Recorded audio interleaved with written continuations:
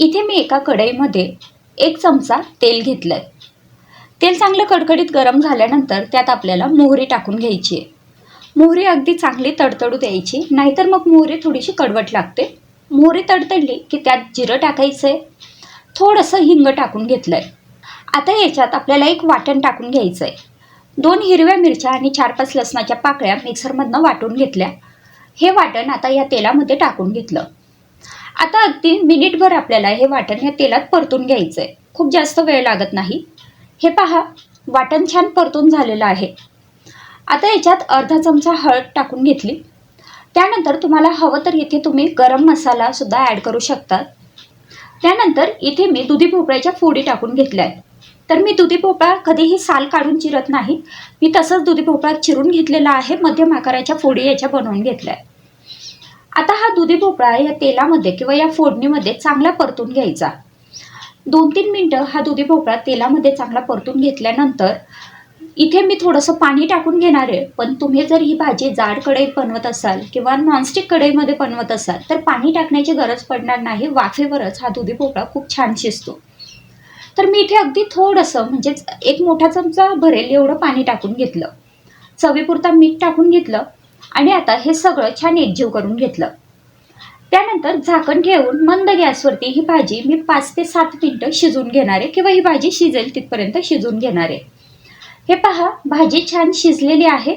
आता याच्यात 2 चमचे शेंगदाण्याचा कूट टाकून घेतलाय।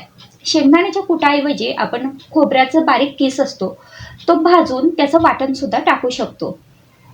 थोडीशी कोथिंबीर टाकून घेतली आणि छान एकजीव करून घेतलं आणि अशा पद्धतीने ही भाजी आपली इथे तयार झाली। इथे एका बाउलमध्ये मी 4 ते 5 कुरडया घेतल्यात आणि ह्या कुरडया आपल्याला अशा पद्धतीने मोडून घ्यायच्या आहेत, त्याचे तुकडे करून घ्यायचे आहेत। आता ह्या तुकड्यांमध्ये आपल्याला पाणी टाकून घ्यायचंय। तर इथे मी 2 ग्लास पाणी टाकलंय। साधारण या कुरडया पूर्णपणे बुडतील एवढं पाणी आपल्याला टाकायचंय। आता हे अर्धा तास असंच ठेवायचंय। अर्ध्या तासानंतर ह्या ज्या कुरडया आहेत त्या पूर्णपणे भिजलेल्या आहेत, तुम्ही बघू शकताय। आता ह्या आपल्याला बाजूला काढून घ्यायच्या आहेत। त्यानंतर एका कढईमध्ये 1 मोठा चमचा तेल घेतलं। तेल गरम झाल्यानंतर त्यात अर्धा चमचा जिरं टाकून घेतलं। जिरं चांगलं तडतडलं की मग याच्यात 1 मध्यम आकाराचा कांदा बारीक चिरून टाकून घ्यायचा आहे। आता कांदा आपल्याला सोनेरी रंगावरती परतून घ्यायचा आहे। कांदा परतून झाला की त्यात आपल्याला लसूण टाकून घ्यायचा आहे। तर इथे मी 4-5 लसणाच्या पाकळ्या बारीक चिरून टाकून घेतलेल्या आहेत। आता हा लसूण सुद्धा आपल्याला कांद्यासोबत 2 मिनिटं परतून घ्यायचा आहे। कांदा चांगला सोनेरी रंगावर भाजून झाला की मग याच्यात अर्धा चमचा हळद टाकायची, 1 चमचा लाल तिखट टाकायचंय आणि हे सगळं छान परतून घ्यायचं। ह्याऐवजी तुम्ही हिरवी मिरची सुद्धा इथे वापरू शकता। तिखटाची क्वांटिटी आपल्या आवडीप्रमाणे कमी जास्त करू शकतो। आता याच्यात बारीक चिरलेला टोमॅटो टाकून घेतलेला आहे। 1 मध्यम आकाराचा टोमॅटो इथे मी घेतलाय। आता हे पहा, टोमॅटो चांगला शिजण्यात आलेला आहे। आता याच्यात आपल्याला थोडीशी कोथिंबीर टाकून घ्यायची आहे। यातच तुम्हाला आवडत असेल तो गरम मसाला, धने जिरे पावडर असे वेगवेगळ्या फ्लेवरचे मसाले सुद्धा ॲड करू शकतात। आता याच्यात ज्या आपण कुरडया भिजून घेतल्या होत्या त्या टाकून घेतल्या। चवीपुरता मीठ टाकून घेतलं। कुरडई ऑलरेडी थोडीशी खारट असते, तर त्यामुळे हे मीठ टाकताना थोडं कमीच टाकायचंय। मीठ टाकल्यानंतर हे सगळं छान एकजीव करून घ्यायचं।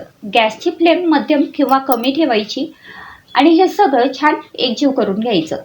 आता ही भाजी आपल्याला 2-3 मिनिटं फक्त मध्यम गॅसवरती शिजवून घ्यायची आहे। अशा प्रकारे आपली कुरडईची भाजी इथे तयार झाली आहे। इथे मी थोडीशी कोथिंबीर घेतली आहे, 4-5 लसणाच्या पाकळ्या घेतल्या आहेत आणि थोडा आल्याचा तुकडा घेतलाय। हे सगळं आपल्याला मिक्सरमधनं वाटून घ्यायचंय। इथे मी काही जाड मिरच्या घेतल्या आहेत। तर ह्या मिरच्या आधी स्वच्छ धुवून घ्यायच्या, नंतर व्यवस्थित पुसून घ्यायच्या आणि ह्या पुसून घेतल्यानंतर सुरीच्या साहाय्याने ह्या पद्धतीने मधोमध त्या कट करून घ्यायच्या। आता ह्या कट करून झाल्यानंतर ह्यातल्या ज्या बिया आहेत त्या आपण काढून घेऊ शकतो, नाही काढल्या तरी सुद्धा चालेल। तर इथे मी ह्या सगळ्या मिरच्या व्यवस्थित कट करून घेतल्या आहेत, त्यातल्या बिया काढून घेतलेल्या आहेत आणि आता ह्या मिरच्यांमध्ये आपल्याला मीठ भरून घ्यायचंय। तर अगदी चिमूटभर मीठ मी इथे व्हिडिओमध्ये दाखवते त्या पद्धतीने या मिरच्यांमध्ये भरून घ्यायचं, म्हणजेच या मिरच्यांना हे मीठ लावून घ्यायचंय। 1 मध्यम आकाराची वाटी एवढी मी बेसन पीठ इथे घेतलंय, त्यात चवीपुरता मीठ टाकून घ्यायचंय। थोडंसं जिरं टाकून घ्यायचं आहे, 1 चमचा ओवा टाकायचा, पाव चमचा हळद आणि पाव चमचा लाल तिखट टाकून घेतलं आहे. तिखट तुम्ही तुमच्या आवडीनुसार कमी जास्त करू शकता. त्यानंतर जे कोथिंबीर आणि आलं लसणाचं वाटण होतं ते याच्यात टाकून घेतलं. आता 2 ते 3 चमचे तेल मी इथे टाकून घेतलं आहे. तेल टाकल्यानंतर या पद्धतीने हे सगळं एकजीव करून घ्यायचं आहे. तेलाची क्वांटिटी इथे थोडीशी जास्तच घ्यायची आहे, जेणेकरून हे पीठ कोरडं वाटणार नाही. आता अगदी फक्त 3-4 चमचे आपल्याला याच्यात पाणी टाकून घ्यायचं आहे. ज्या मिक्सरच्या भांड्यात मी वाटण बनवलं होतं त्याच भांड्यात मी थोडंसं 2-3 चमचे पाणी टाकून घेतलं आहे आणि ते पाणी मी आता ह्या पिठात टाकून घेतलं आहे. हे पहा, पाणी टाकल्यानंतर हे या पद्धतीने एकजीव केलं तर तुम्ही बघू शकताय असं थोडंसं कोरडं पीठ आपल्याला ठेवायचं आहे. आता आपलं मिरचींसाठीचं जे सारण आहे ते तयार झालं आहे. आता हे सारण आपण ह्या मिरचींमध्ये भरून घेऊ. सारण भरताना ह्या पद्धतीने अगदी सावकाश भरायचं आणि आपल्याला किती सारण हवं आहे त्या अंदाजाने हे सारण ह्या मिरचींमध्ये भरून घ्यायचं आहे. तर मी इथे सगळं सारण आता मिरचींमध्ये भरून घेतलेलं आहे. तुम्ही बघू शकतायत ह्या सगळ्या मिरच्या आपल्या इथे आता तयार झाल्या आहेत. आता आपण ह्या मिरच्या फ्राय करून घेऊ. ह्या मिरच्या फ्राय करण्यासाठी तव्यावरती मी 1 ते 2 चमचे तेल घेतलं आहे. तेल गरम झालेलं आहे. आता ह्या ज्या मिरच्या आहेत त्या आपल्याला या तव्यावरती ठेवायच्या आहेत. तर जी पिठाची बाजू असते ती बाजू खाली ठेवायची. ह्या पद्धतीने ह्या मिरच्या तव्यात ठेवून घ्यायच्या आहेत. तर तव्यावरती मिरच्या ठेवल्यानंतर आपल्याला ह्याच्यावर एक झाकण ठेवायचं आहे आणि आता 8 ते 10 मिनटं ह्या मिरच्या अगदी मंद गॅसवरती किंवा मध्यम गॅसवरती आपल्याला शिजवून घ्यायच्या आहेत किंवा फ्राय करून घ्यायच्या आहेत. जर तवा जाड असेल तर गॅसची फ्लेम तुम्ही मध्यमही करू शकतात, पण जर तवा बारीक असेल तर गॅसची फ्लेम अगदी लो ठेवा.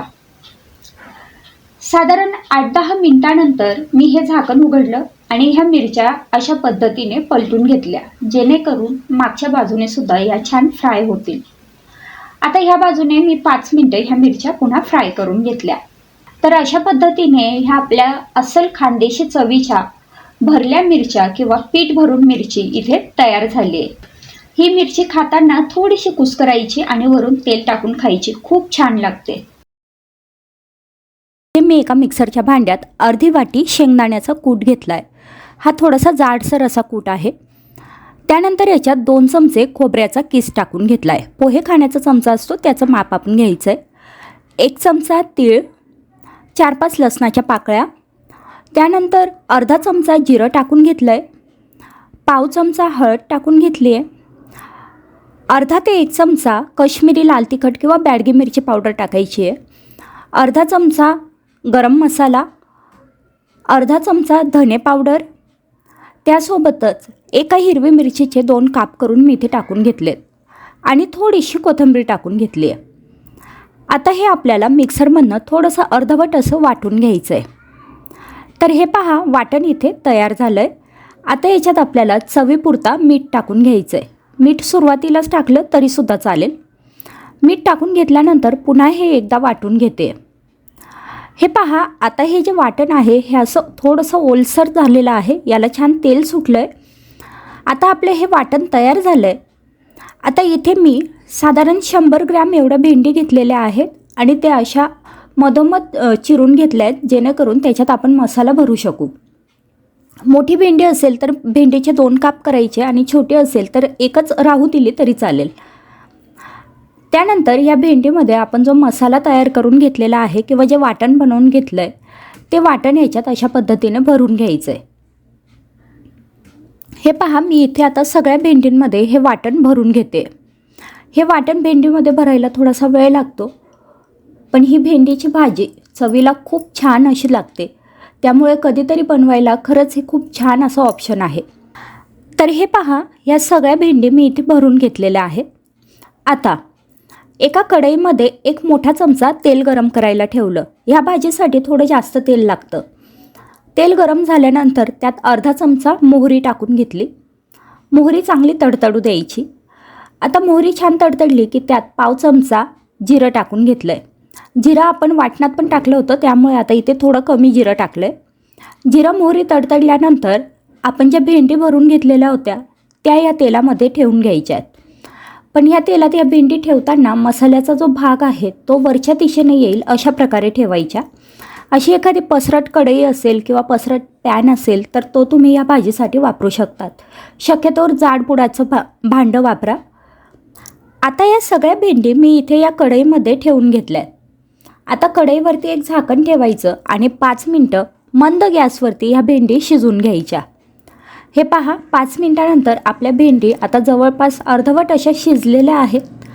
आता आपण ह्या भेंडी उलटून घेऊ. तर त्यासाठी एखादं उलटणं म्हणा किंवा छोटा चमचा असा पसरट चमचा घ्यायचा, जेणेकरून ह्या भेंडी अगदी सहज परतल्या जातील. आणि दुसरी गोष्ट, ह्याच्या मध्ये जो आपण मसाला भरला आहे तो मसाला बाहेर पडणार नाही. ह्या पद्धतीने अगदी हलक्या हाताने ह्या उलटायच्या. तर हे पहा, मी ह्या अशा परतून घेतल्या आहेत, जेणेकरून मसाल्याचा भाग आता खालच्या दिशेने येईल कढईच्या. आता पुन्हा याच्यावरती आपल्याला झाकण ठेवायचं आहे आणि आता ह्यावेळी झाकणावरती थोडंसं पाणी टाकून ठेवायचं आणि आता मध्यम गॅसवरती आपली भेंडी छान शिजू द्यायची आहे. तर साधारण 5-7 मिनटानंतर आपली भेंडी इथे छान शिजलेली आहे. मी चेक करून पाहिली आहे. जर समजा ही भेंडी आतासुद्धा शिजलेली नसेल तर पुन्हा झाकण ठेवून एक 5 मिनटं मंद गॅसवरती ही भेंडी शिजवून घ्या. कारण काही जणांना कमी शिजलेली आवडते तर काहींना जास्त शिजलेली. तर अशा प्रकारे आपली भरली भेंडीची भाजी इथे तयार झाली आहे. गिलक्याच्या भाजीचा पहिला प्रकार पाहू. इथे मी एका मिक्सरच्या भांड्यात 4 मोठे चमचे शेंगदाण्याचा कूट घेतला आहे. शेंगदाणे भाजून त्यानंतर हा कूट करून घेतला होता. त्यात थोडीशी कोथिंबीर टाकायची आहे, अर्धा चमचा हळद, 1.5 चमचा लाल तिखट, 1 चमचा काश्मीरी लाल तिखट, अर्धा चमचा जिरं, चवीपुरता मीठ टाकून घेतलं आहे. आता हे सगळं मिक्सरमधनं पाणी न टाकता वाटून घ्यायचं आहे. आपलं वाटण तयार झालं आहे. आता इथे मी काही गिलके घेतलेत. यांना काही ठिकाणी घोसाळे म्हणतात, आमच्याकडे याला गिलके म्हटलं जातं. गिलके स्वच्छ धुवून घ्यायचेत, त्यानंतर कोरडे पुसून घ्यायचेत आणि अशा प्रकारे एका गिलक्याचे 3 ते 4 भाग मी करून घेतलेले आहेत. आणि त्याला मधोमध एक कट द्यायचा आहे, जेणेकरून त्याच्यात आपण हे सारण भरू शकू. तर हे पहा, गिलक्यांमध्ये मी आता हे वाटण भरून घेतलं आहे. अशा प्रकारे सगळ्या गिलके मी इथे वाटणाचे भरून घेतलेले आहेत. इथे एका कढईमध्ये एक मोठा चमचा तेल घेतलं. तेल कडकडीत गरम झाल्यानंतर त्यात पाव चमचा जिरं टाकून घेतलं. थोडंसं लसूण ठेचून मी इथे टाकून घेतलं आहे, साधारण 3-4 पाकळ्या असतील. आता लसूण आणि जिरं छान तळले गेले की त्यानंतर जे वाटण थोडंसं शिल्लक होतं गिलके भरून घेतल्यानंतर, ते वाटण मी इथे या तेलात टाकून घेतलं आहे. हे सगळं परतून झालं की त्यानंतर आपण जे गिलके भरून घेतलेले होते ते याच्यात टाकायचे आहेत आणि अगदी हलक्या हाताने ह्या तेलामध्ये हे चांगले एकजीव करायचे आहेत. हे गिलके जेव्हा आपण ह्या तेलामध्ये एकजीव करतो तेव्हा गॅसची फ्लेम हाय ठेवा. हाय फ्लेमवरतीच हे गिलके 2-3 मिनटं ह्या तेलात चांगले परतून घेतले. त्यानंतर अर्धा कप पाणी टाकून घेतलं आणि अगदी चिमूटभर मीठ याच्यावरती टाकून घेतलं. आता कढईवरती एक झाकण ठेवायचं आणि गॅसची फ्लेम मध्यम करायची. मध्यम गॅसवरती हे जे गिलके आहेत हे आपल्याला 8 ते 10 मिनटं छान शिजवून घ्यायचे. तर अशा प्रकारे आपली ही गिलक्याची भाजी इथे तयार झाली. अगदी छान तर्रीदार ही भाजी तयार होते आणि अगदी चटपटीत अशी लागते.